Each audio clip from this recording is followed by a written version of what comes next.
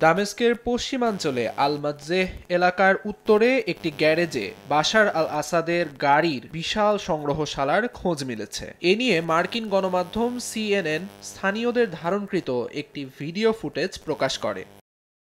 আসাদের সংগ্রহে রয়েছে একটি লাল রঙের ফেরারি F50 মডেলের বিলাসবহুল গাড়ি, যার বাজার মূল্য 30 লাখ মার্কিন ডলারের বেশি। এছাড়াও ল্যাম্বরগিনি, রোলস রয়েস, বেন্টলির মতো অন্তত 40টি দুর্লভ গাড়ি দেখা যায় ওই গ্যারেজে। গাড়িগুলোর মধ্যে একটিতে রয়েছে দামেস্কের লাইসেন্স প্লেট।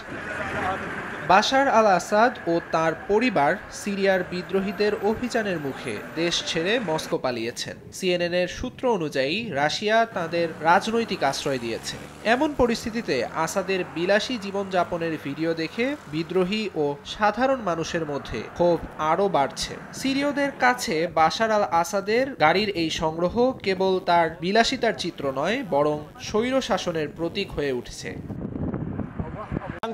আমিরুল ইসলাম আলিফ, সময় সংবাদ।